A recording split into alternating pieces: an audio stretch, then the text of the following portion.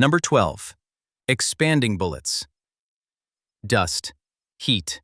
A man still running straight at you. On Britain's northwest frontier in 1895, soldiers fired the new .303 Mark II and watched it do what a battlefield round was not supposed to do: pass through a body and fail to stop it fast enough. At the Dum Dum Arsenal near Calcutta, engineers changed the nose. They exposed lead. They hollowed the tip. When it struck flesh, it spread wider inside. The effect was devastating. The name became infamous: expanding bullets, dum-dums, the ammunition the civilized world claimed it could not tolerate. Yet within a few years, Britain had standardized new versions even as diplomats moved to ban them at The Hague. Publicly, horror. Privately, adoption.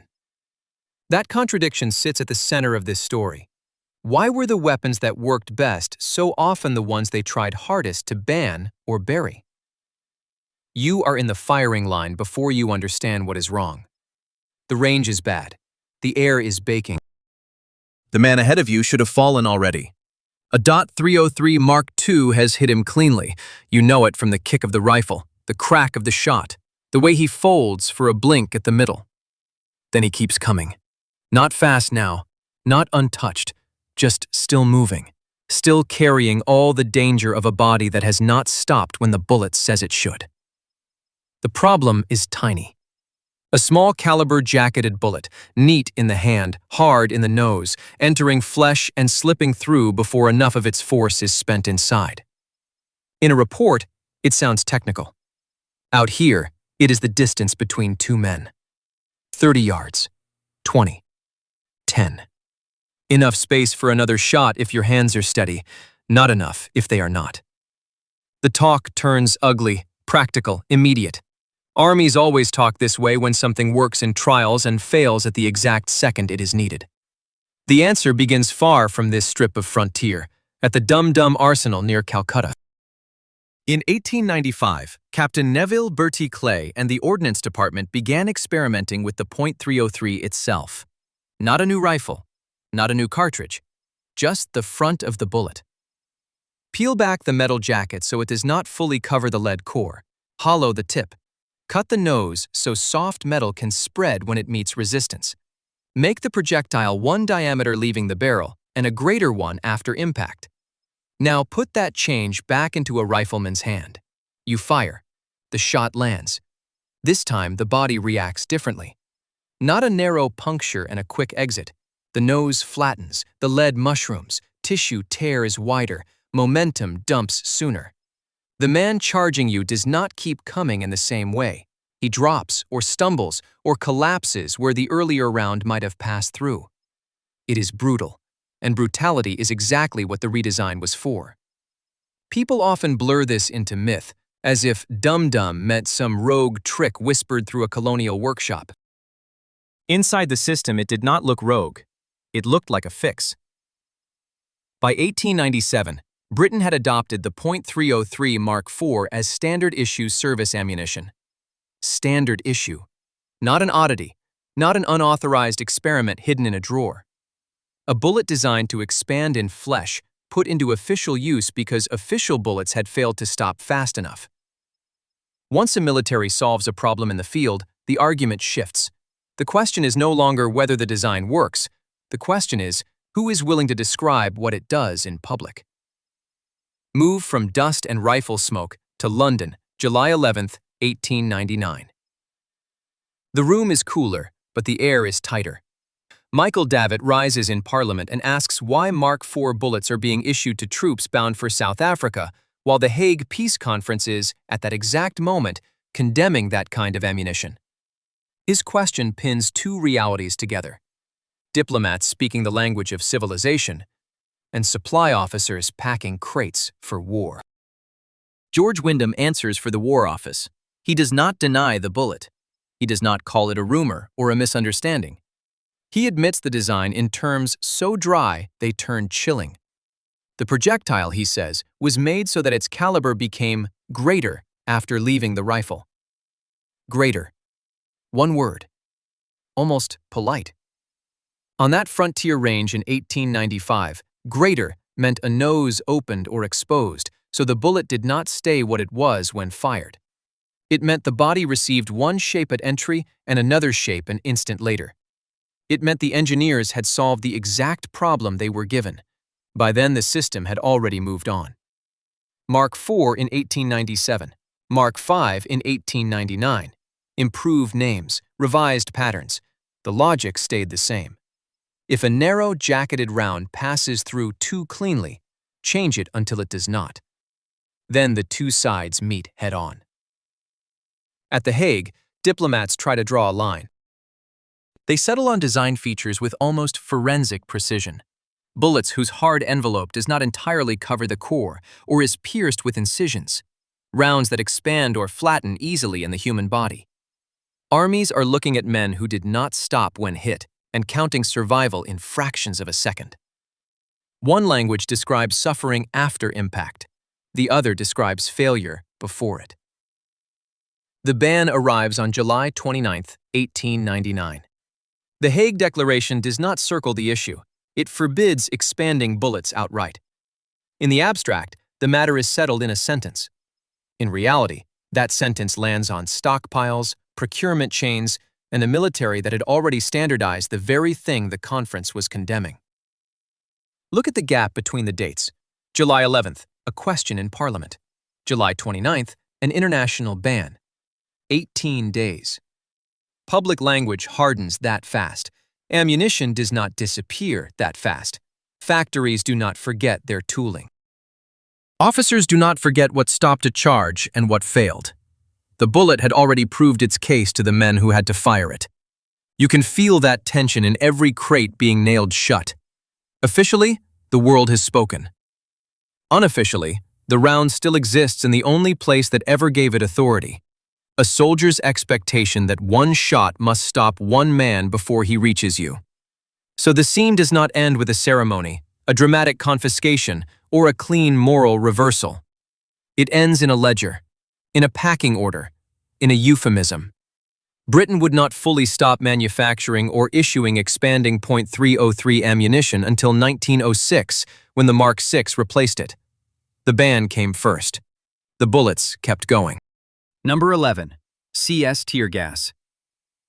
On November 18, 2024, Fernando Arias sat in The Hague and released a document that looked almost painfully modest.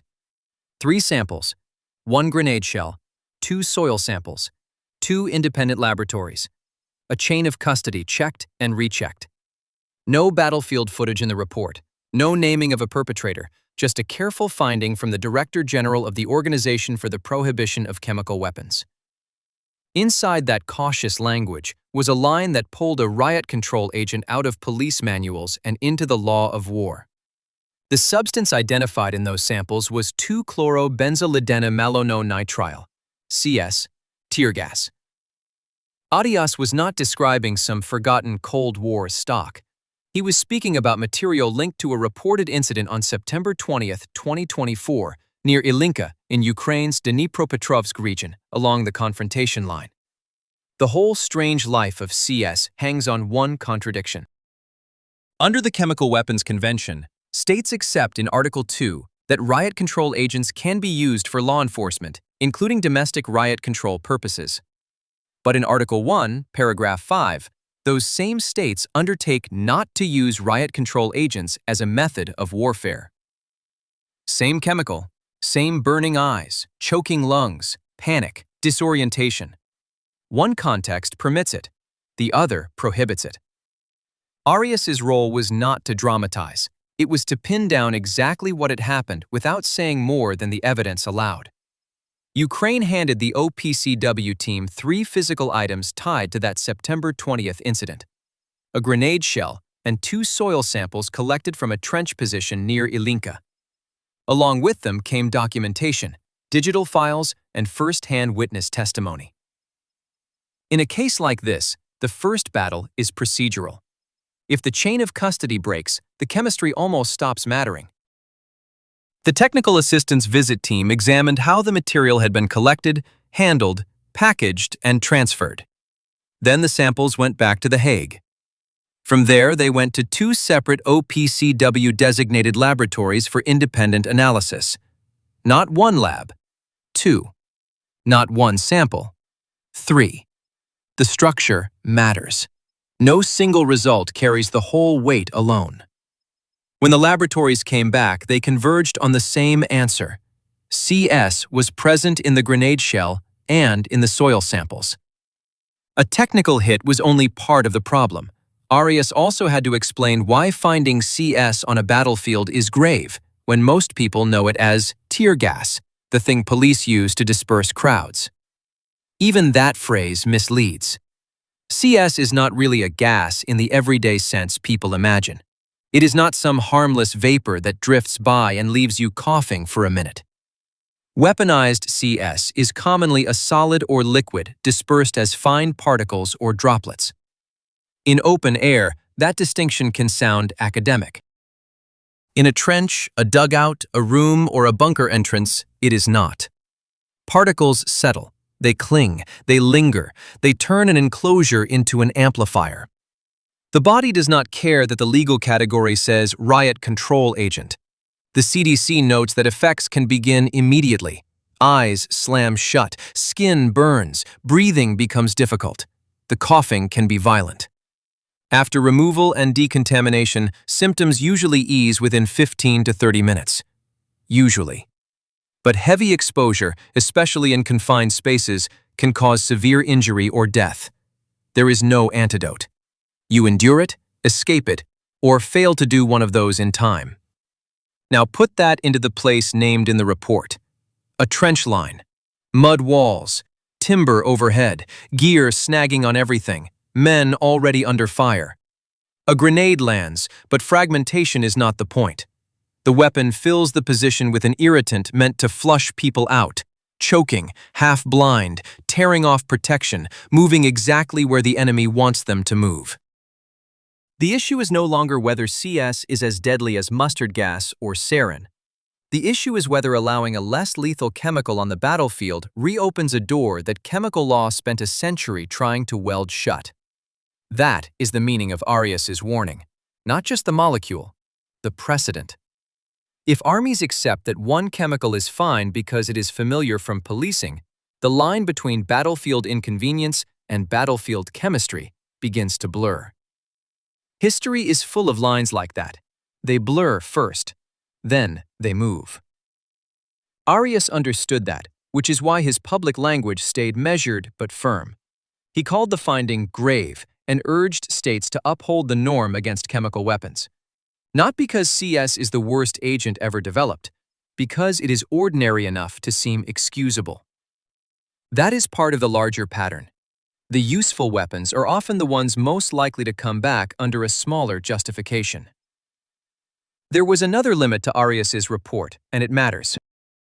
The OPCW confirmed the presence of CS in the samples and verified the evidentiary handling behind them, but the public report did not assign responsibility. In the public record, that part remained unresolved. Russia and Ukraine accused each other.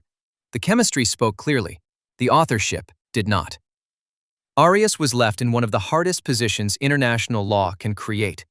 Enough proof to establish a prohibited method, but not enough in that public document to close the chain all the way to a named hand. That restraint gives the report its weight. No rhetorical excess, no overreach, just a trench near Ilinka on September 20th, 2024. 3 samples, 2 laboratories, 1 familiar irritant identified where it was not supposed to be. A substance lawful for domestic riot control, but prohibited once used as a method of warfare. The document is almost dry. The implication is not. A battlefield does not need a dramatic cloud to weaken the taboo against chemical warfare. It can happen quietly, at the edges, through something governments already trained themselves to call acceptable. Arias's report leaves a stark split screen. On one side, police doctrine, shields, street dispersal, controlled use. On the other, trenches, enclosed spaces, particles hanging in the air, men forced out blind. Same letters, C, S. 2 legal identities separated by context alone. The setting is what turns it. The findings are grave, Arias said, and underscore the urgency of upholding and implementing the principles of the convention. Number 10. PAVA irritant spray. The spray that stops being a weapon the moment you rename the room. On October 9, 2018, Prisons Minister Rory Stewart backed a government announcement approving a £2 million rollout of PAVA spray across prisons in England and Wales. 4 prisons had already tested it. The pitch was tight and bureaucratic. Better officer safety, faster control, a tool for violent incidents. No artillery, no shell. Just a handheld canister small enough to sit on a belt, firing a narrow stream into a human face. That framing left out the part that matters. Under the Chemical Weapons Convention, PAVA falls into the class of riot control agents that cannot be used as a method of warfare. Inside a prison, it could be issued. On a battlefield, it could not. The chemical stays the same, the legal room changes. It sounds neat. The evidence does not. Start with the formula. UK police standard PAVA is not a vague cloud in a can. It is specified down to the decimal, a 0.3% solution, with an allowed tolerance from 0.265 to 0.335% weight by volume, carried in 50% aqueous ethanol. The device is built for direction, not area saturation. Standard capacity is at least 30 milliliters. Concealable versions run from 10 to 30. Maximum effective range in police guidance, up to 4 meters. Typical onset, 0 to 5 seconds.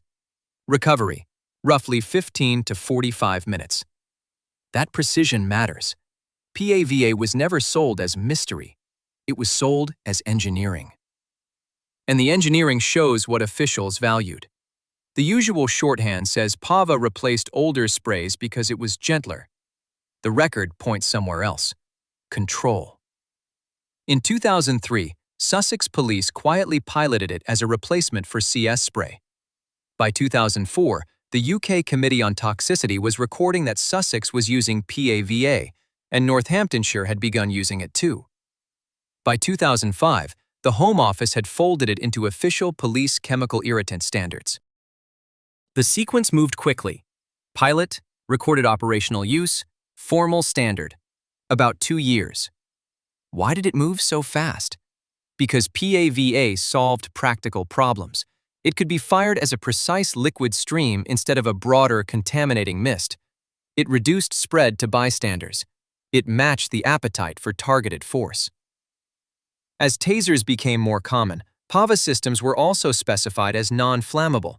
Officers were increasingly carrying both. This was not a moral shift. It was a compatibility upgrade. You can read the whole case in the hardware.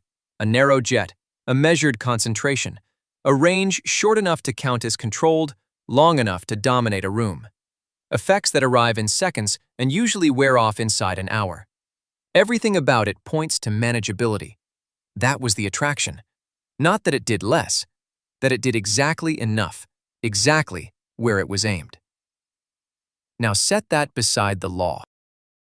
Article 1 of the Chemical Weapons Convention bars the use of riot control agents as a method of warfare.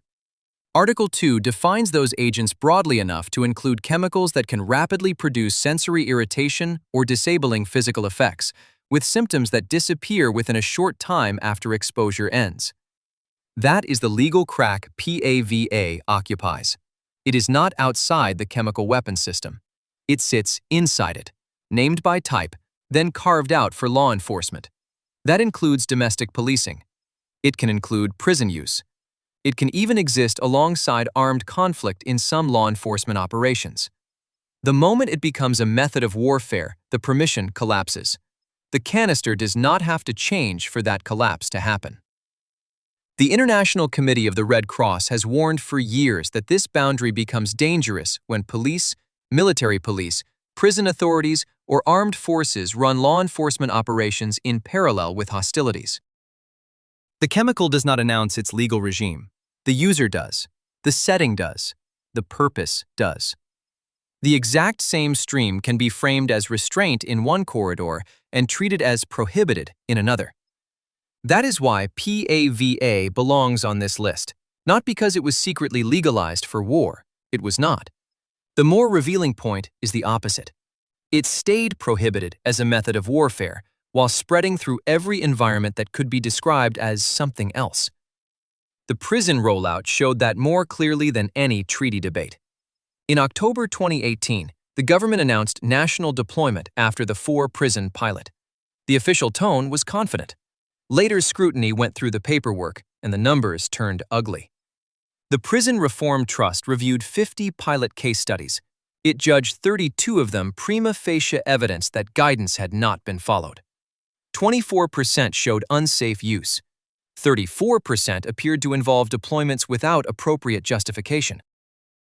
Those are not fringe complaints. They show a pattern inside the test phase of a tool sold as controlled. So the myth shifts again. First, PAVA is framed as safer than older irritants, then as more precise, then as administratively reliable because it sits inside standards and guidance. The case files keep dragging the story back to the same point. Control depends less on the liquid than on the person holding it. The canister may be designed for precision. The institution may not be. That matters because PAVA's legal acceptability rests on that confidence. Law enforcement is the exception. Control is the justification. Narrow use is the whole argument. If those fail in a prison pilot, they do not automatically turn PAVA into a battlefield chemical weapon. They do show how thin the practical line can be between a tightly regulated irritant and an expedient force option that spreads because it works. That pattern keeps returning in this video's larger question. The weapons that work best are often not openly rescued by authorities. They are reclassified. The frame is tightened. They are moved into a narrower permission, and that narrower permission is presented as a safeguard. With PAVA, even the details point the same way. Minimum 30 milliliters for a standard device, up to 4 meters, 0 to 5 seconds to shut eyes and seize the moment. 15 to 45 minutes until the body begins to give the room back. Short duration, high compliance, low logistical burden. If you wanted a tool to sit right on the legal edge without crossing it by name, this is close to what you would build. And the edge is the story. Once armed forces start policing occupied streets, once military units take over detention spaces, once conflict and order share the same walls, the old split from CS returns sharper than ever. Not cloud versus trench, stream versus status. The liquid does not change. The target does not even have to change. The claimed purpose changes. Law enforcement, not warfare. Control, not combat. Restraint, not attack. On paper, that distinction decides everything. In a real room, it can come down to one person at arm's length, a thumb on the actuator, and a stream crossing less than 4 meters before anyone there has time to argue about what kind of force this just became. Number 9. Dazzler laser weapons. In early 1995, during the U.S. withdrawal mission in Somalia, Marines had access to a device called Sabre 203. It was not a science fiction cannon. It fit into a standard 40mm M203 grenade launcher mounted under an M16. One tube under one rifle, one more round-looking system in a war already full of them. This one was built around light. Human Rights Watch later identified Sabre 203 as the laser system taken to Somalia, and a Defense Department letter said a temporary vision-impairing laser was deployed there, though not used for that purpose. The wording matters. Deployed, but not used for that purpose. With Dazzler weapons, purpose is where everything starts. Start with the range. 50 to 250 meters under stated exposure limits. Not across a valley, not from orbit. Across a street. Across a checkpoint. At the kind of distance where a face is still a face, not a dot. Then look at the mechanism. A laser projects concentrated light into the eye or toward a line of sight. The retina gets more input than it can process cleanly. Vision blooms, contrast collapses, aim breaks down. If it works as intended, Nobody has to kill, puncture, burn, or physically strike the target. You flood the visual system hard enough, and the person in front of you cannot see what they were about to do. That sounds limited. It is not. A human eye is not a fixed target on a test bench. Distance changes, angle changes, pupil size changes. Night changes everything. Stress does too. Optics do too. One soldier using magnified gear changes it. One driver looking through glass changes it. One operator holding the beam a fraction too long changes it. A dazzler is sold as dosage by light. Dosage is exactly the problem. Too little, and at 200 or 250 meters, the target keeps moving. Too much, and at 50 meters, you are no longer talking about temporary overload. You are talking about injury. That was the issue in 1995. Not in theory, in a growing list. Human Rights Watch publicly named 10 U.S. tactical laser programs with blinding potential. LCMS, Sabre 203, Stingray, Outrider, Dazer, Cobra, Perseus, Coronet Prince, Compass Hammer, Cameo Blue Jay. 10 programs in 1 year. 10 separate pieces of evidence that laser effects on vision were not some fringe lab curiosity. They were a category. Once that category existed, law had to decide what it was looking at. So on October 13, 1995, states adopted Protocol 4 to the Convention on Certain Conventional Weapons. Article 1 banned laser weapons specifically designed, as one of their combat functions, to cause permanent blindness to unenhanced vision. Specifically designed, permanent blindness, unenhanced vision. 3 locks on 1 door. Article 4 narrowed it further with a number. Serious disabling blindness meant visual acuity of less than 20/200 Snellen in both eyes. That is the forensic heart of the treaty. Not pain. Not flash. Not panic. Not retinal risk. A threshold. Below 20/200, measured with both eyes, you are inside the ban's core definition. Above it, legally, you are standing in very different terrain. That terrain left room. The protocol did not outlaw all laser weapons. It did not outlaw lasers aimed at optical equipment. It did not flatly prohibit accidental or collateral blindness caused by otherwise legitimate military laser use. The legal line was not no lasers against eyes. The legal line was no lasers specifically designed to cause permanent blindness to naked human vision. Much narrower. Narrow enough for a weapon to be built around overwhelming sight, marketed around temporary impairment, and still sit outside the cleanest version of the ban. The numbers mattered more than the language. A laser does not arrive at the eye with its legal memo attached. It arrives with power, distance, dwell time, beam spread, and whatever the target is using to look back. If the person on the receiving end is behind optics, the energy problem changes. If it is night, the pupil opens and the margin changes again. If the operator is moving, or frightened, or trying to stop a vehicle in seconds, precision turns into a hope instead of a guarantee. The system may be called non-lethal. The eye does not care what procurement called it. A decade later, the same logic surfaced in a cleaner, more public form. On November 2, 2005, at Kirtland Air Force Base, Captain Drew Gettler demonstrated a man-portable dazzler called PHASR. The name was an acronym. The pitch was simpler. This was a laser system intended to temporarily disorient and impair vision, not to blind permanently. 2 prototypes had been built the previous month, so after the October 1995 protocol and after the scrutiny around battlefield laser programs, the development path did not end. It adapted. The Air Force article gave away the central engineering problem in plain terms. Systems like this could be too powerful up close, but too weak at longer, eye-safe ranges. That one sentence explains almost the entire legal survival of dazzlers. The military wanted a beam strong enough to stop or deter, but not so strong that it crossed into permanent injury. The battlefield keeps changing the variables faster than the weapon can. Piacer's proposed upgrade was not cosmetic. A $250,000 National Institute of Justice award funded the addition of an eye-safe laser rangefinder. If range decides whether the effect is temporary or lasting, measuring range is not a convenience. It is the line between compliance and catastrophe. Picture the practical problem.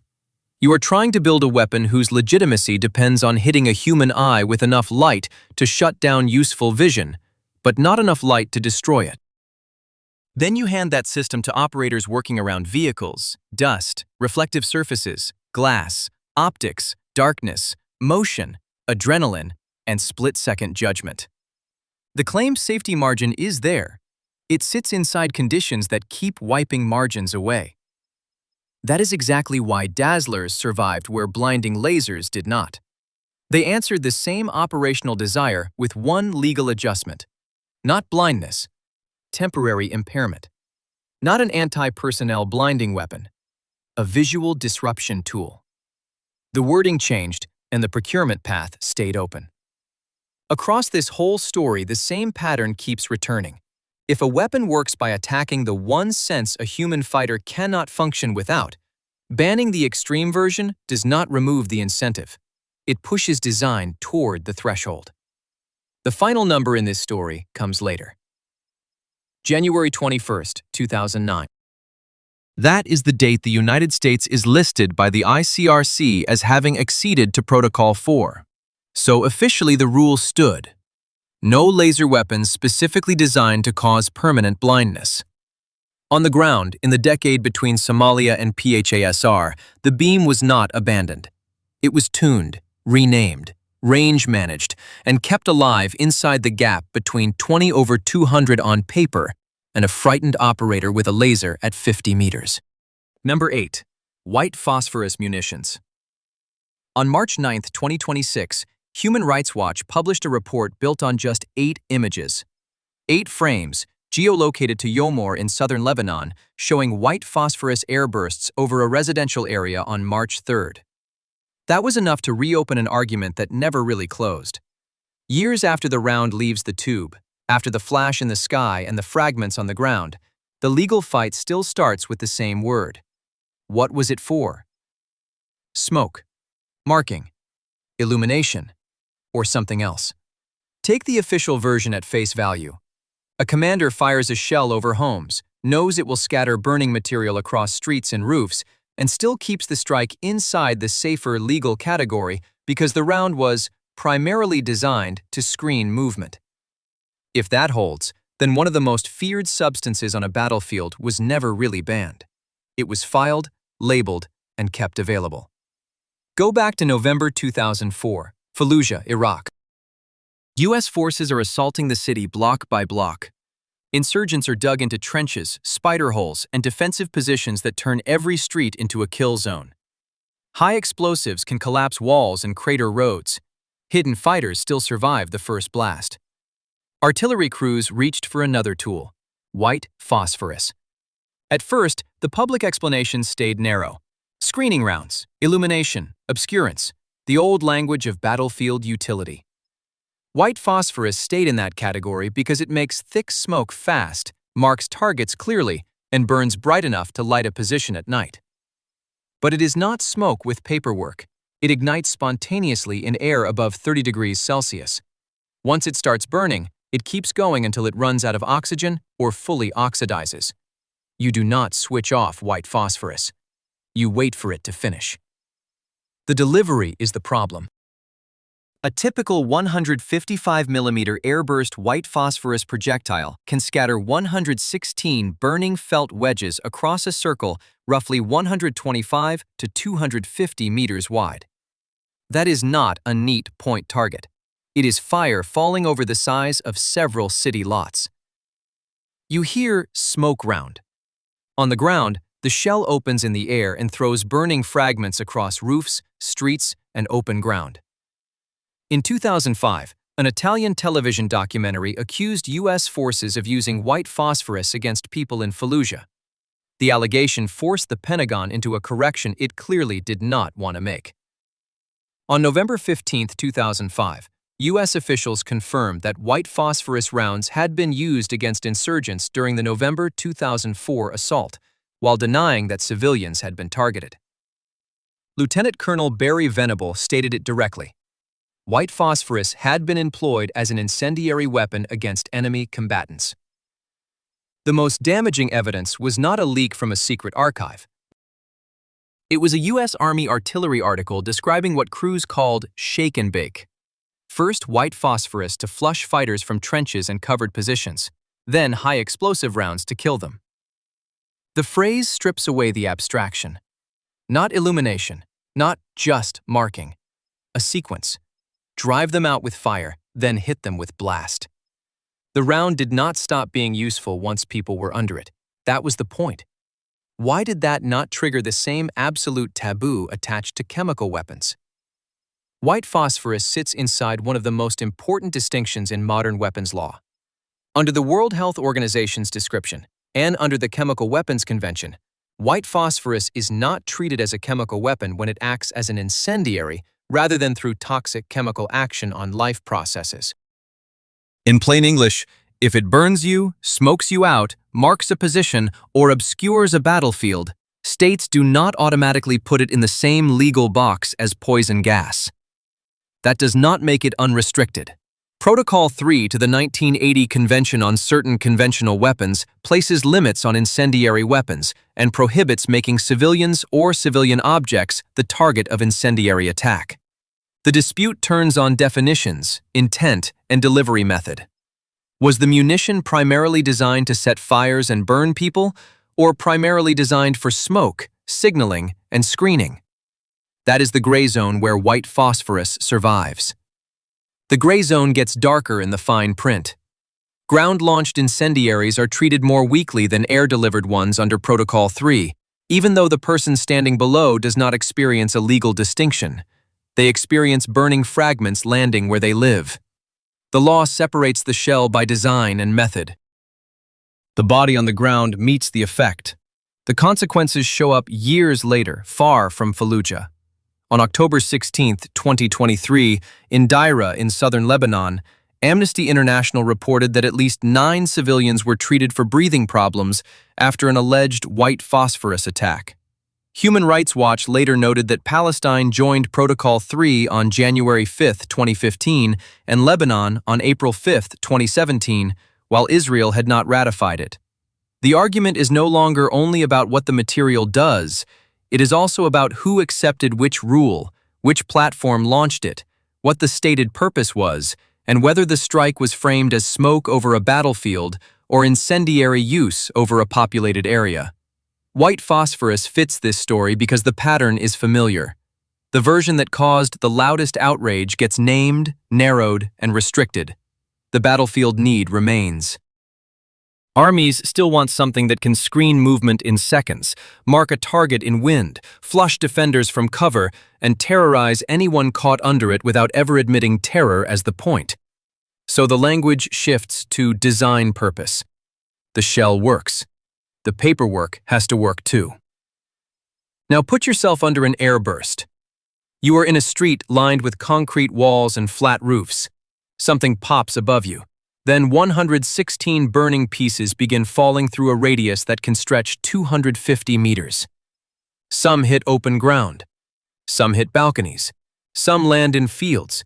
Some land where people thought the wall was enough. The shell may have been fired as smoke. The foreseeable effect arrives as fire. The loophole is cold for a reason. White phosphorus was never quietly allowed because nobody understood what it did. It was quietly allowed because enough legal systems agreed to care first about what it was said to be doing there. Years later, investigators are still measuring craters, checking wind, geolocating roofs, counting images, counting casualties, counting treaty signatures. In the fields after the burst, the smoke thins first. The burn marks stay. Number 7. Napalm bombs. On June 8, 1972, Associated Press photographer Huynh Cong Nic Ut stood on Route 1 outside Trang Bang in South Vietnam. He watched planes from the South Vietnamese Air Force drop napalm on the wrong place. The blast was meant for fighting near the village. Instead, it hit the spot where civilians and South Vietnamese soldiers had taken shelter. Then the road filled with children, soldiers, smoke, and one image that would outlive the war. At the center of the frame is 9-year-old Phan Thi Kim Phuc. She is running naked after tearing off her burning clothes. Her arms are out, her mouth is open. The skin on her back is already stripped by heat. Behind her, armed men are still walking down the road. That contrast gives the image its force. The adults have weapons. The child has fire.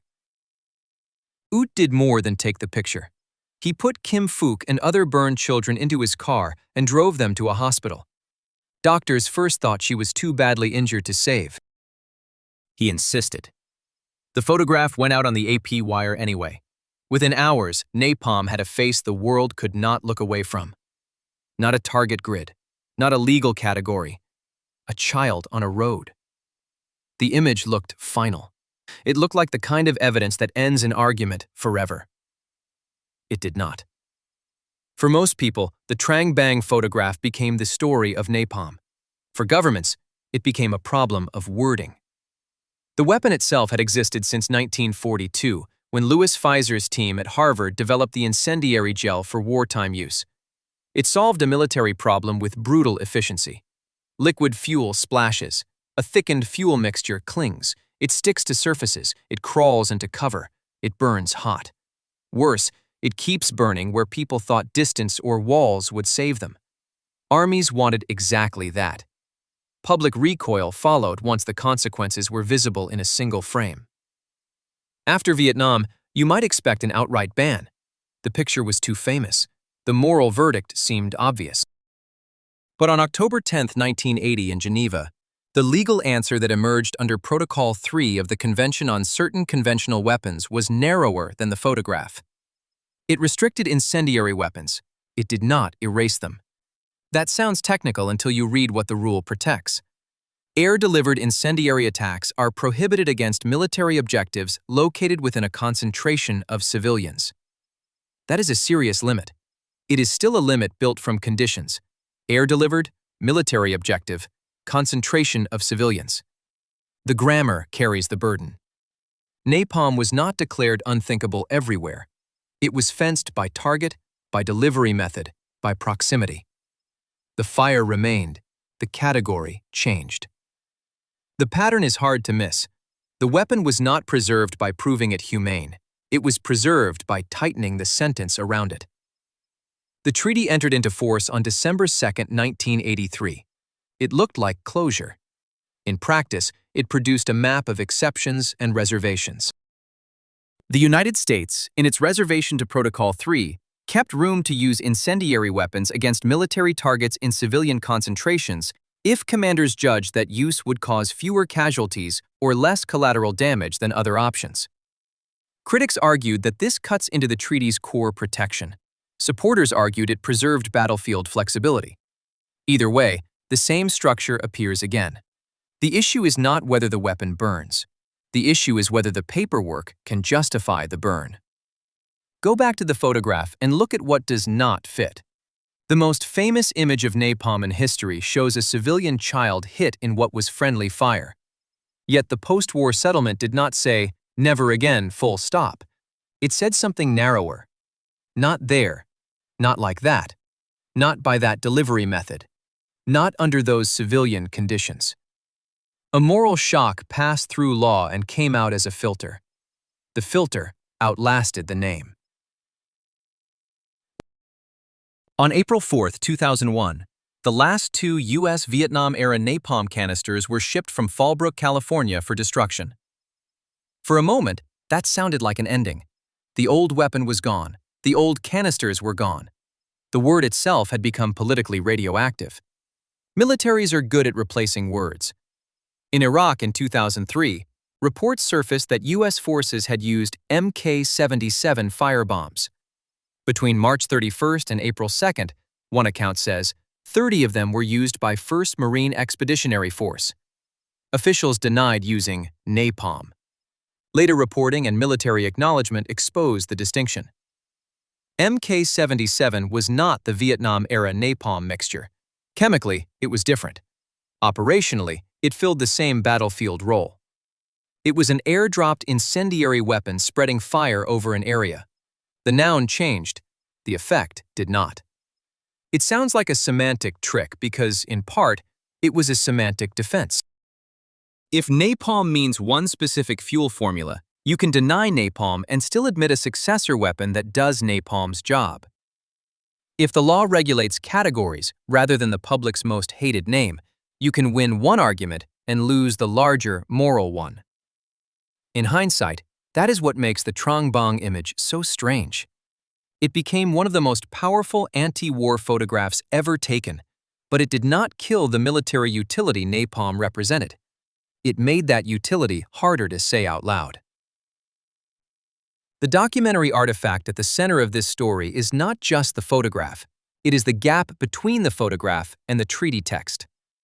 One shows a child running from a fire that should never have touched her. The other shows lawyers building a rule around where incendiaries may still be used. One is immediate, the other is conditional. One tells you what burning gel does to flesh. The other tells you how states can see that and keep the option anyway. Notice that gap, and later denials read differently. We did not use napalm may be chemically true, but if the battlefield role, the delivery logic, and the human effect remain recognizably the same, then the denial is doing exactly what the treaty structure allowed. It moves the argument from horror to classification, from burns to definitions, from what happened on the ground to what the weapon was called in the briefing room. The famous photograph never became a tombstone for the weapon. It became its mask. In 1972, fire on Route 1 made napalm unforgettable. In 2003, the workaround had a new name, MK-77. Number 6. Anti-personnel landmines. November 20th, 2024, Vientiane, Laos. You're in a conference room, listening to U.S. Defense Secretary Lloyd Austin explain why a weapon most of the world spent nearly 3 decades trying to bury is suddenly back in circulation. His wording is calm, technical.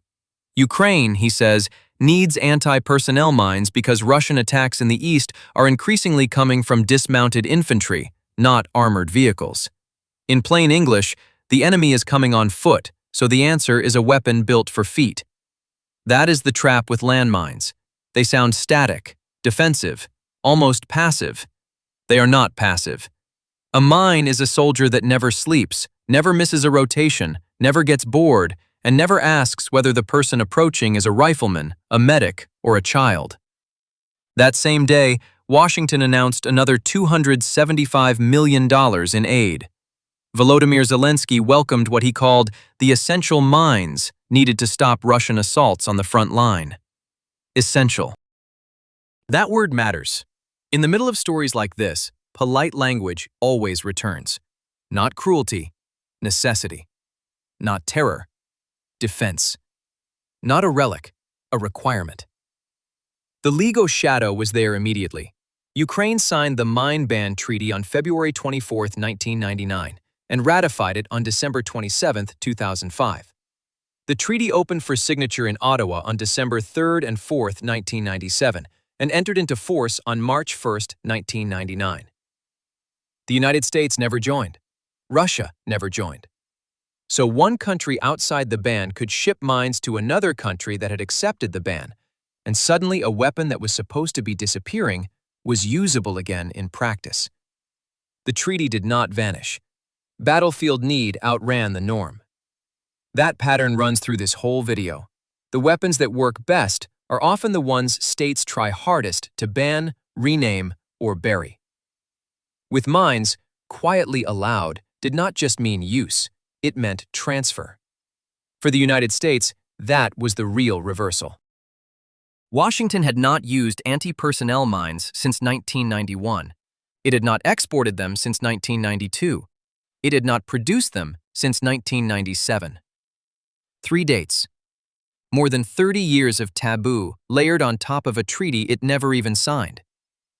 When the transfer was announced, more than a policy broke. A habit broke. a line people had learned to treat as solid because it had held since the end of the Cold War. Human Rights Watch and the Landmine Monitor pointed that out immediately. The shipment overrode a U.S. export moratorium that went back to 1992. The first transfer was announced on November 24, 2024. A second followed on December 2nd. Types and quantities were not disclosed. That detail is familiar. When a state wants a controversial weapon back on the board, specifics are often the first thing to blur. The mechanism was not blurry. One of the U.S. systems discussed in this debate was ATOM, an artillery-delivered mine. One 155mm projectile can scatter 36 anti-personnel mines. 36 from a single shell. You fire once and the ground changes shape. Maybe not physically, maybe not visually, but tactically, morally, legally, it becomes a different landscape. Then comes the reassurance. These are self-destructing, self-deactivating mines, defenders said. The M731 projectile's mines are designed to self-destruct in 4 hours, the M692's in 48. It sounds like a fix, modern, cleaner, controlled. The old horror, but with a timer. The language starts to fray as soon as it meets the ground. Human Rights Watch documented Soviet PFM-1S mines around Izium with self-destruct mechanisms that were supposed to work within up to 40 hours. Yet unexploded mines remained dangerous.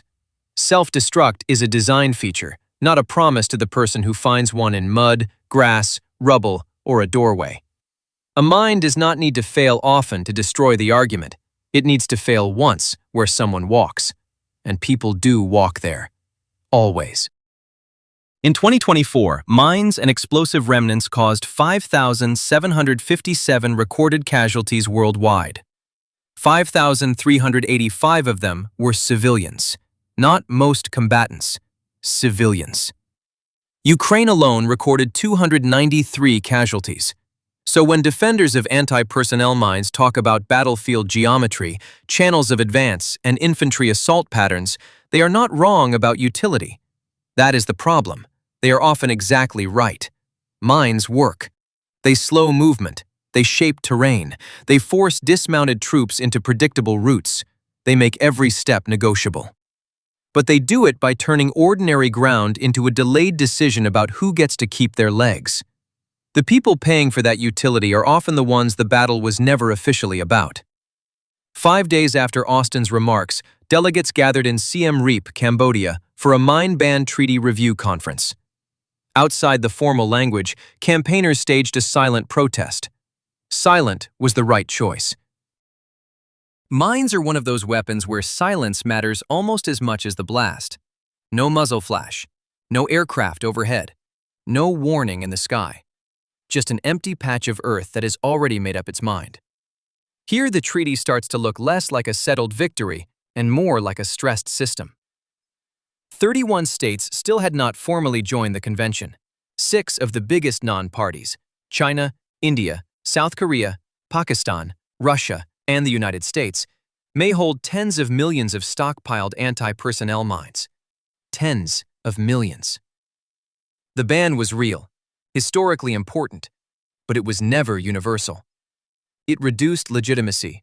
It did not erase inventory. That matters because when a war turns existential enough, old stockpiles stop looking like moral embarrassments and start looking like options. By June and July of 2025, Ukraine moved to suspend or withdraw from the treaty. Even that ran into another legal knot. Human Rights Watch pointed to Article 20, arguing that a state cannot complete withdrawal while engaged in an active armed conflict, so even the exit door may be blocked until the fighting ends. That leaves a very modern gray zone. A country bound by a ban, asking for a banned weapon, receiving it from a country outside the ban, while lawyers argue whether leaving the ban is itself prohibited during war. This is not some loophole at the edge of the system. It is the system under stress. The stress kept spreading. By December 2025, the Pentagon removed the remaining geographic limit on U.S. use of anti-personnel mines. So what returned in Ukraine was never just one emergency shipment. It was a deeper change in the atmosphere around the weapon. The old consensus did not vanish in one speech. It softened. quietly, bureaucratically. One exception, one transfer, one battlefield justification at a time. You can see why generals keep reaching for mines. If assaults are coming on foot, few tools are cheaper, simpler, or more psychologically effective. You can also see why the world tried so hard to ban them. The same feature that makes them useful in battle, persistence, is exactly what makes them so hard to contain afterward. Fire burns out, gas drifts, a bullet ends where it lands. A mine can keep negotiating with the future long after the soldiers who laid it are gone. So anti-personnel mines were never only a weapon, they were a wager. The military value of denying one patch of ground today weighed against the civilian cost of not fully knowing that ground tomorrow. The mine is eternally prepared to take victims. Number 5. Cluster munitions. On May 30, 2008, diplomats in Dublin adopted the Convention on Cluster Munitions. 2 years later, on August 1, 2010, it entered into force. The paper is clean. The language is clean.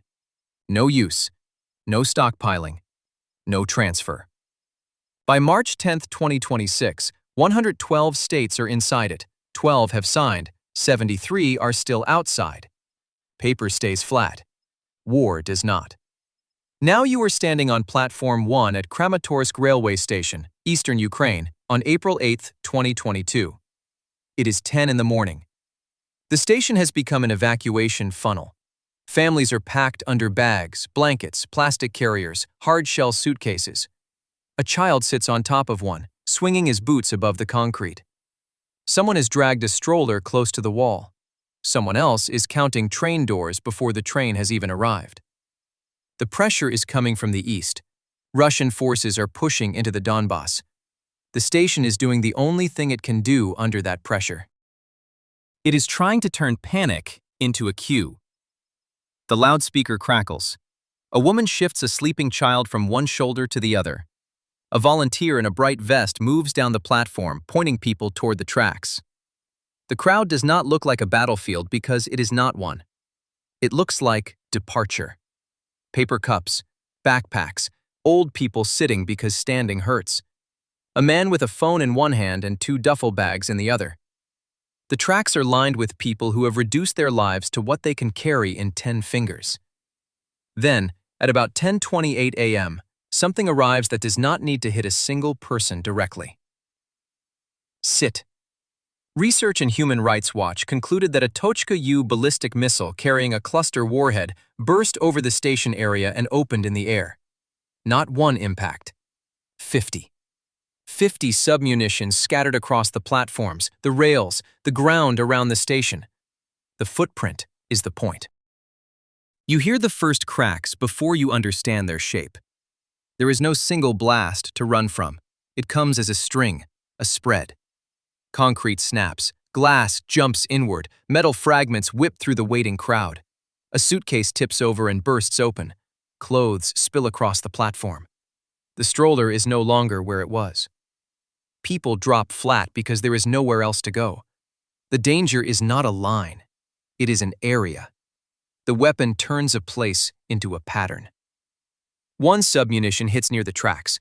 Another punches into the station grounds. Another bursts close enough to shred the legs of anyone still standing. The platform that looked orderly 3 seconds ago becomes a field of separate detonations happening almost together. Each one looks small enough to survive. Together, they erase the idea of shelter. Under the canopy is not safety. Beside the train is not safety. Already lying down is not safety either. A father throws himself over a child because instinct still believes in direction. But the fragments are coming from multiple points. A woman who was dragging a blue suitcase is on the concrete now, one hand still locked around the handle. Someone is screaming for a medic. Someone else is screaming a name. The station loudspeaker is still on. It is still making official sounds into a scene that has stopped being governable. After the blasts, the danger stays on the ground. Not every bomblet functions when it lands.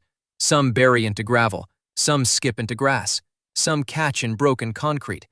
Some just sit there, armed by impact but not yet exploded, waiting for a hand, a boot, a wheel, a cleanup crew. That was one of the reasons the weapon was driven into treaty law in the first place. In southern Lebanon in 2006, the United Nations estimated up to 4 million submunitions were fired, with up to 1 million left unexploded. You do not need numbers that large to understand the problem. At Kramatorsk, all it takes is one unexploded bomblet near a place where civilians are trying to crawl, lift, carry, bandage, and breathe. After the airburst, movement becomes its own gamble. A volunteer runs toward the wounded, but every patch of ground has to be read before it is crossed. A rescuer kneels, then hesitates, because something small and metal is lying half visible near the edge of the platform. A child who survived the first blast can still be killed during the cleanup. The station is no longer just a site of impact. It is a site of hesitation. Human Rights Watch later concluded that at least 58 civilians were killed and more than 100 were injured. Inside the station, in those first minutes, nobody has that number. They have only fragments. A body beside the rail. Blood on a pink bag. A man walking in a circle because he cannot hear. A mother pulling at a coat sleeve that is no longer attached to anything she can move. The geometry of the strike becomes visible only after the smoke thins. Impacts across platforms, tracks, and surrounding ground. 50 separate chances to be in the wrong square meter. This is what the treaty language was trying to stop. Not a single crater, a dispersed wound. Damage spread too wide for the target area, with leftovers that can turn the end of one attack into the beginning of another. But Russia is not a party to the convention. Ukraine is not a party. The United States is not a party. A weapon can be banned in one room and still arrive in another. From the platform, none of that legal architecture is visible. You would know only this. People who came to catch a train are being collected in pieces. Medics are stepping around objects they cannot trust. The rails are lined with bags whose owners may already be gone. The station clocks keep moving because station clocks always do. More than a year later, on July 7, 2023, Washington announces DPICM cluster artillery. Rounds for Ukraine. The stated dud rate is less than 2.35%. In a briefing room, that sounds precise. On the ground, precision turns into arithmetic with dirt, rain, soft soil, bad angles, damaged fuses, rushed firing, and distances no one can fully map while shells are still going out. The battlefield is already saturated with mines and unexploded ordnance, officials say. So this does not create a new kind of danger so much as add to one that already exists. Back at Kramatorsk, no one on the platform has heard that argument yet. They are still inside the earlier version of it. Smoke, ballast, torn coats, 50 submunitions spread over a civilian station at 10:28 in the morning.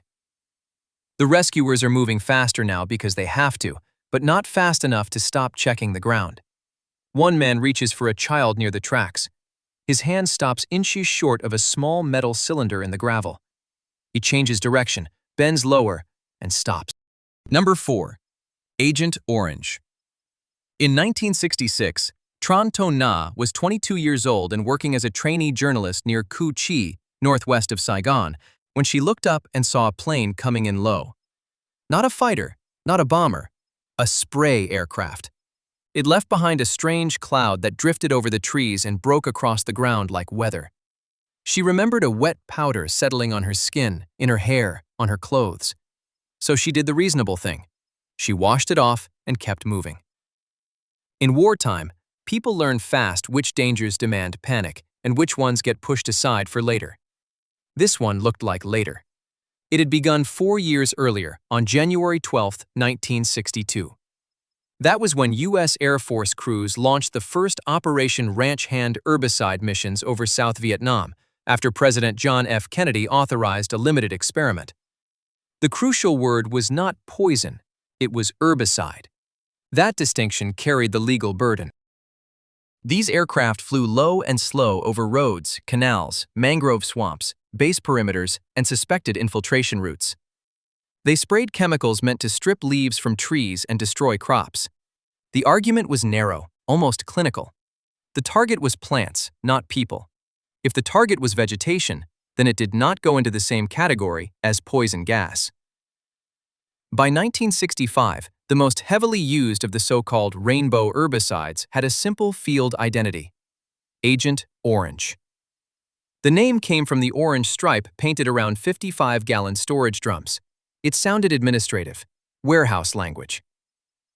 Inside those drums was a 50/50 mixture of 24-D and 245-T. The second came with the part that would matter for decades: TCDD, dioxin contamination. Agent Orange itself could degrade relatively quickly in sunlight. Dioxin did not vanish on schedule. It sank into soil, it settled into sediment, it moved into food chains. A spray that looked temporary could turn into a long-term landscape problem.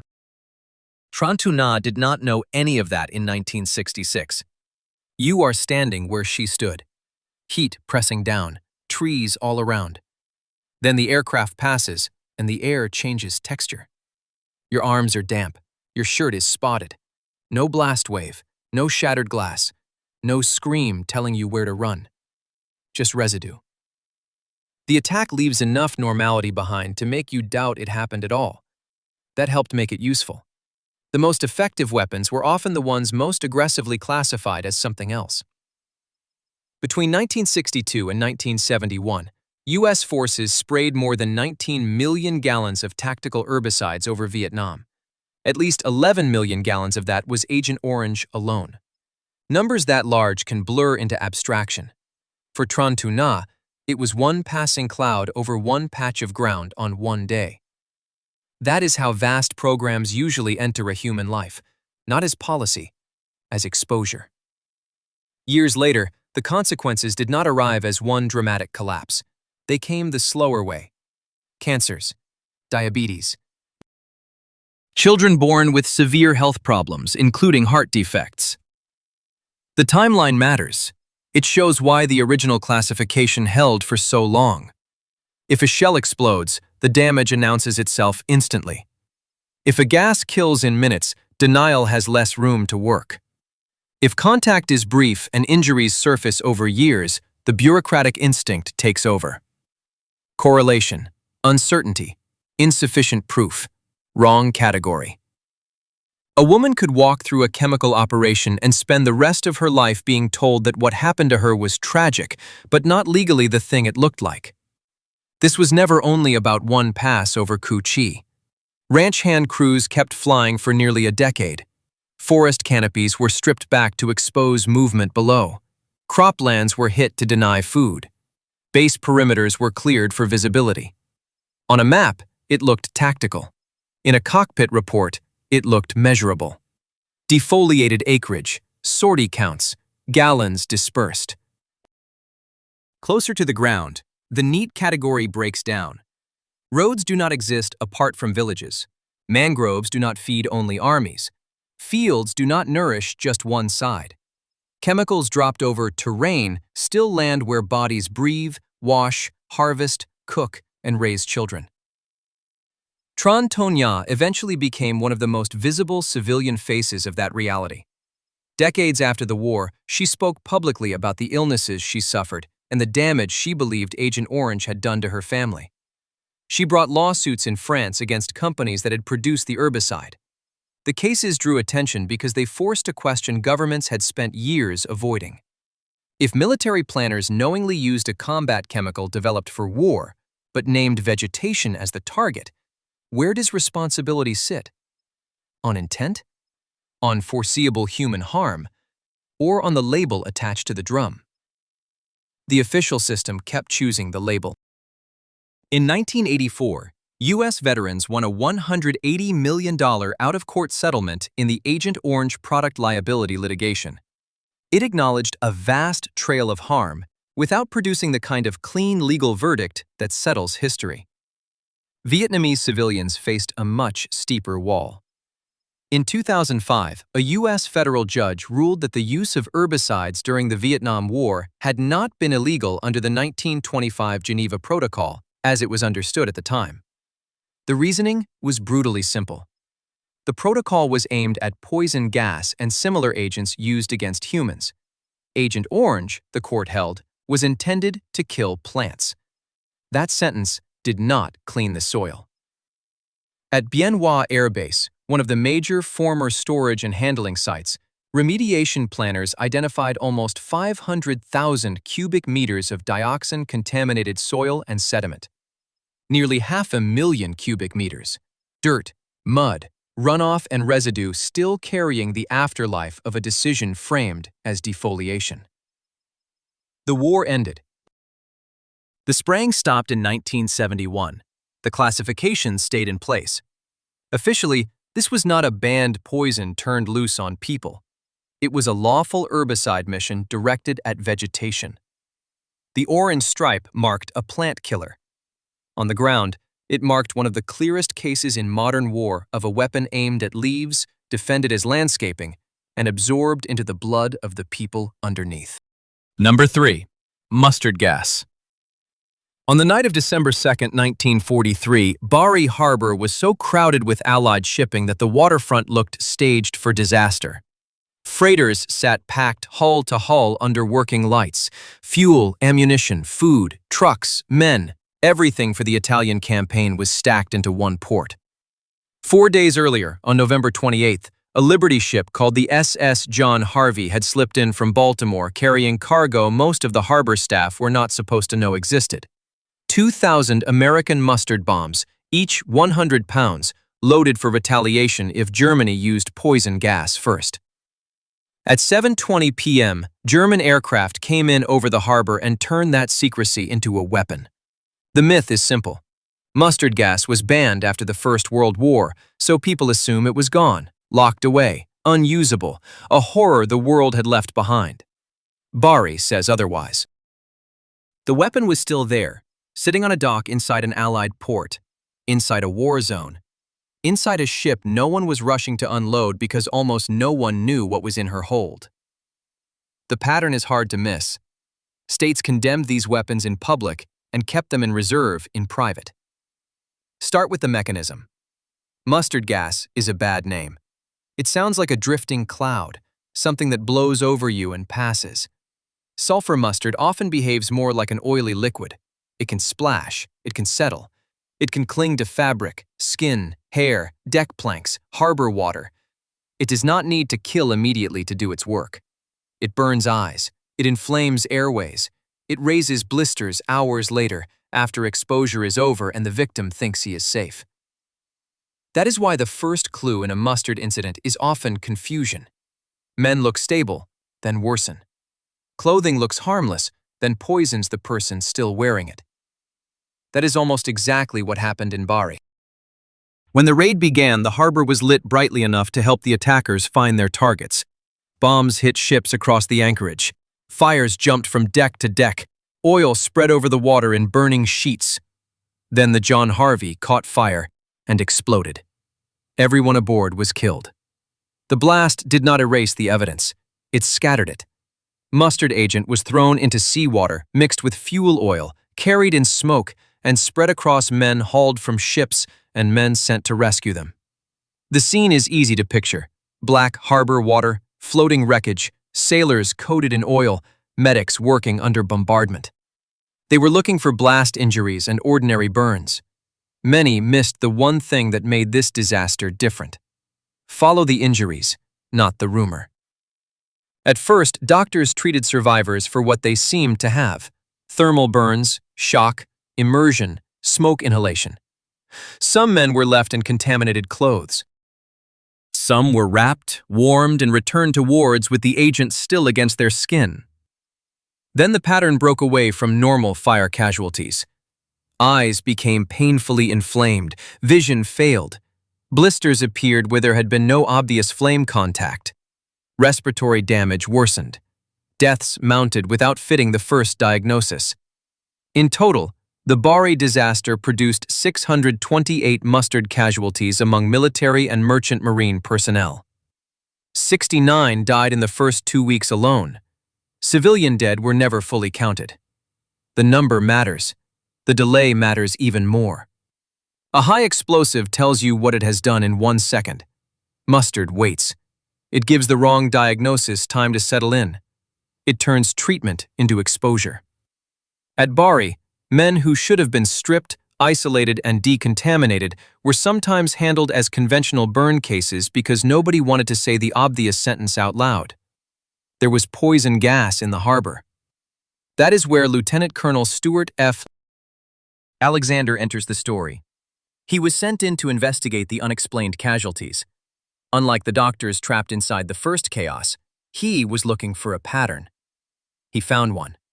The eye injuries, the skin lesions, the respiratory damage, the delay between exposure and collapse. Together, they pointed to sulfur mustard. Not rumor, not hysteria. Forensic signs. The kind that become visible only after the easy explanation has already failed. There is another clue, and it sits in the law. On June 17, 1925, the Geneva Protocol was adopted to ban the use of chemical and bacteriological weapons in war. That is the line most people remember. Use in war. But not development, not production, not possession. Many states also kept retaliation reservations.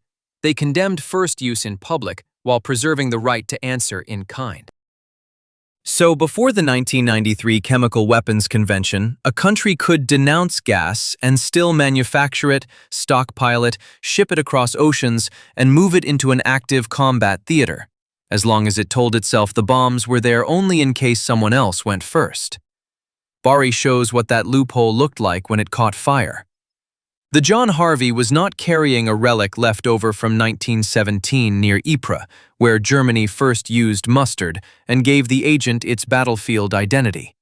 It was carrying current American munitions, held in reserve nearly 2 decades after the protocol.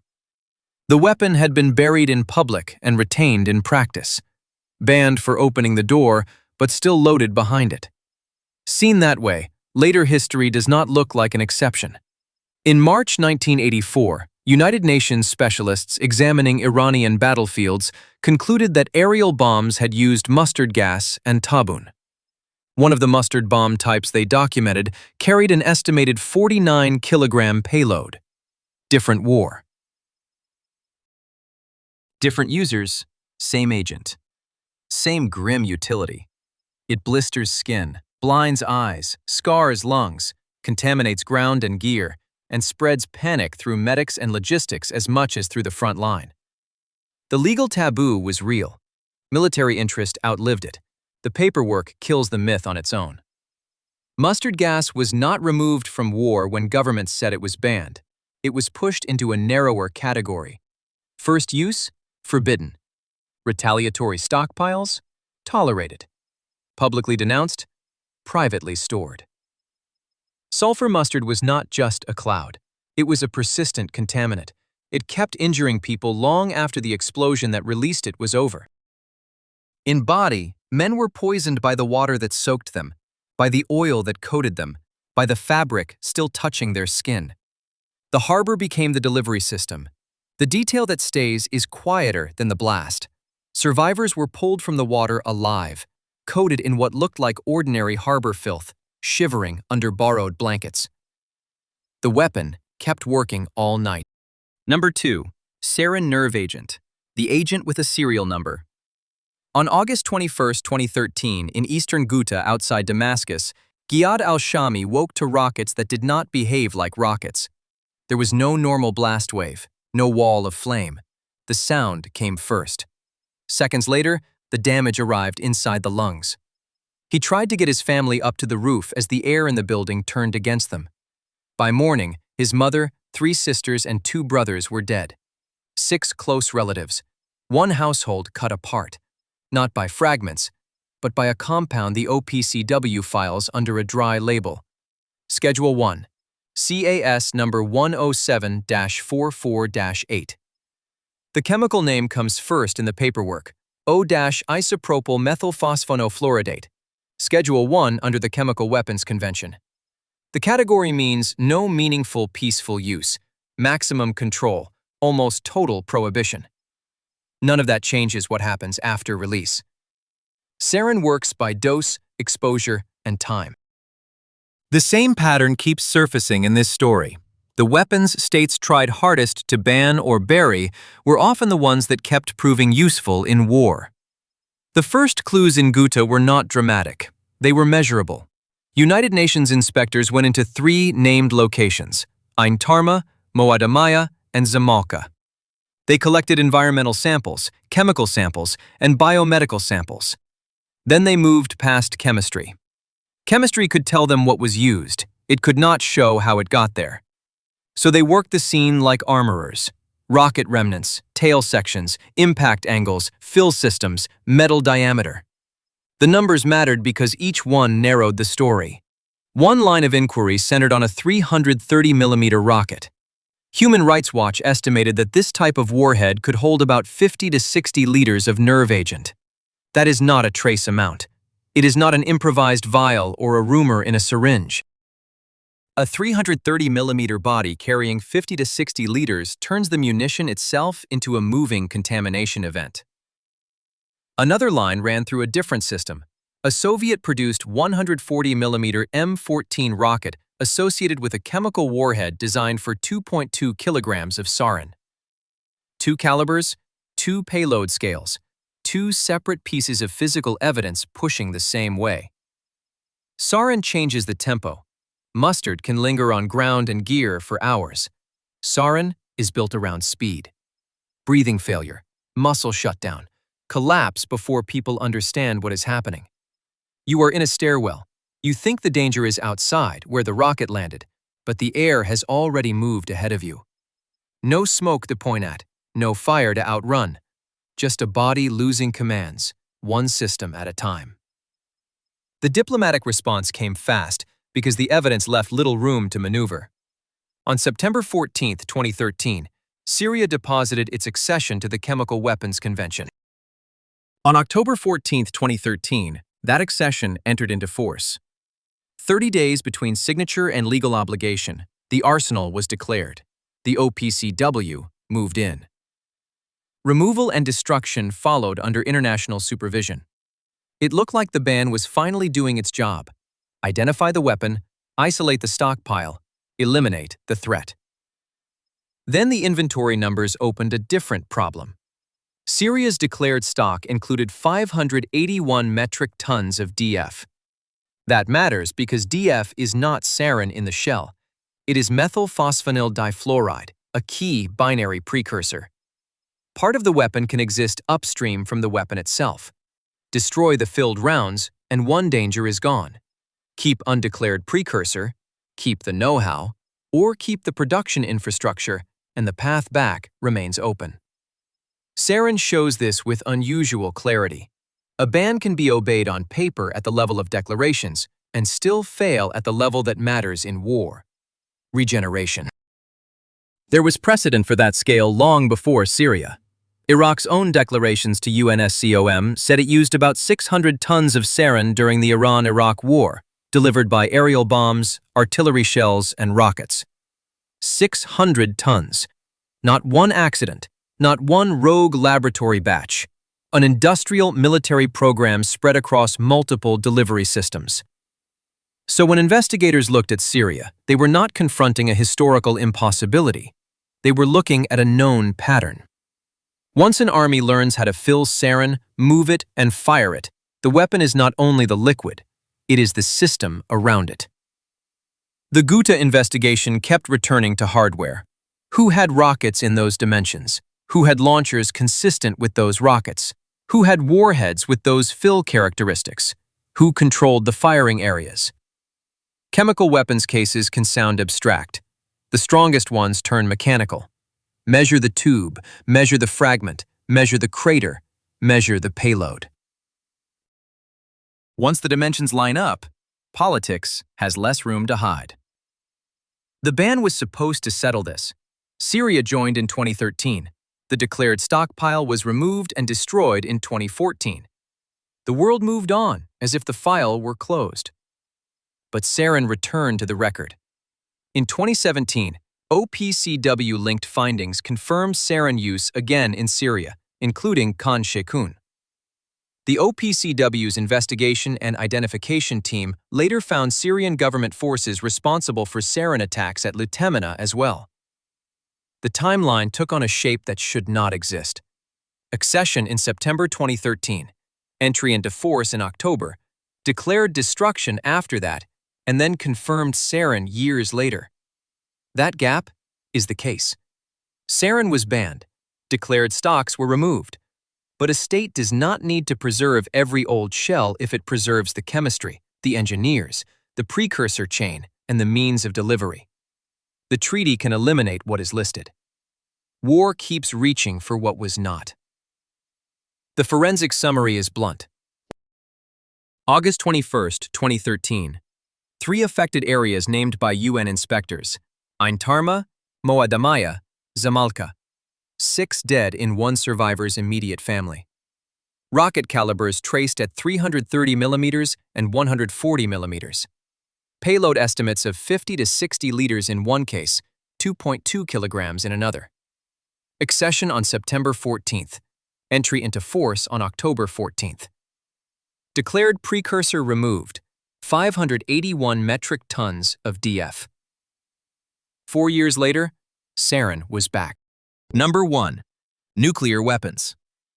On the morning of August 6, 1945, Colonel Paul Tibbets lifted a silver B-29 off the runway on Tinian, carrying a weapon so new that law had no language for it yet. The aircraft was the Enola Gay. The bomb in its bay was Little Boy. 4 men mattered in the next few minutes.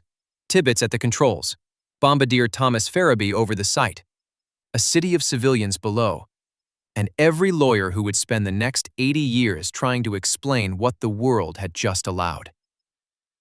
At 8:15 a.m. Hiroshima time, Farabee released the bomb over the center of the city. It fell for 43 seconds. Then, at 8:16 and 2 seconds, it detonated 1,968 feet above Hiroshima. 1 device, 1 aircraft, 1 flash. About 80,000 people were instantly killed or grievously wounded. More than 100,000 more would die from its effects in the months that followed. The legal story after 1945 could have been simple. If the world had decided that such a weapon could never be used again under any circumstances, the answer would have been total prohibition. No exceptions, no recognized owners, no official category for states allowed to keep them. That is not what followed. A weapon that erased a city in one morning was not erased from war. It was entered into the system. Picture the scenario plainly. A government says its survival is at stake. Missiles are incoming. Command is collapsing. It has minutes, maybe less. In that moment, the state reaches for the one weapon that promises to stop everything at once. You would expect international law to seal that case shut. It mostly did not. It narrowed the space. It condemned around the edges. It still left one door open. The compromise began with a date that sounds administrative and became a global caste system. On July 1, 1968, states signed the Nuclear Non-Proliferation Treaty. It entered into force on March 5, 1970. People often speak of it as if it banned nuclear weapons. It did not. The text did something stranger. Under Article 9, a nuclear weapon state was any state that had manufactured and exploded a nuclear device before January 1, 1967. That cutoff recognized exactly 5 countries: the United States, the Soviet Union, the United Kingdom, France, and China. Everyone else was told not to acquire them. The post-war answer was not, "No one may have this." It was, "5 of you already do, the rest of you may not." That pattern runs through the whole story. When a weapon works too well, states rarely rush to erase it. They sort it. They regulate who may keep it. They hide the contradiction inside doctrine. Nuclear weapons were the clearest example on Earth. The deadliest weapon ever used in war was not outlawed in the straightforward sense. It was legalized selectively. The numbers show how durable that bargain became. As of the beginning of 2026, 9 countries possessed roughly 12,187 nuclear warheads. About 3,912 were deployed with operational forces. Not museum pieces, not sealed relics. Deployed. Ready. The ban exists loudly in speeches and weakly in possession. Deterrence exists quietly in policy and strongly in hardware. You can see the legal strain most clearly in The Hague. On July 8, 1996, at the Peace Palace, the International Court of Justice delivered its advisory opinion on the legality of the threat or use of nuclear weapons. By then, Hiroshima and Nagasaki were not recent memory. They were proof. Radiation, blast, firestorm, indiscriminate destruction. None of this was hypothetical anymore. The world's highest court had to say whether the law of war could accommodate a weapon whose effects were built to outrun distinction and proportionality. The court came close to a clean answer, very close. It found that the threat or use of nuclear weapons would generally be contrary to the rules of international law applicable in armed conflict, especially humanitarian law. Generally. That single word kept the vault from shutting. On the decisive point, the judges split 7-7. Court President Mohammed Bejawi broke the tie. What emerged was one of the most carefully devastating sentences in the law of war. The court could not conclude definitively whether the threat or use of nuclear weapons would be lawful or unlawful in an extreme circumstance of self-defense, in which the very survival of a state would be at stake. Read it slowly, and the compromise sharpens. Generally unlawful. Not definitively ruled out at the edge of extinction. If a state says it has reached that edge, who decides? The government with its hand on the system, or everyone else after the city is already gone? No one has been able to close that loophole because the scenario behind it is the scenario every nuclear doctrine is built around. States say they want a world without nuclear weapons. Alliances still write deterrence into security policy, because deterrence only works if the other side believes the weapon might actually be used. NATO says it supports a world without nuclear weapons under the NPT framework. NATO also openly rejects the later ban treaty. The contradiction is not hidden. Abolition is treated as the destination. Possession remains the method. In 2017, most UN states tried to break that structure. The Treaty on the Prohibition of Nuclear Weapons opened for signature on September 20, 2017.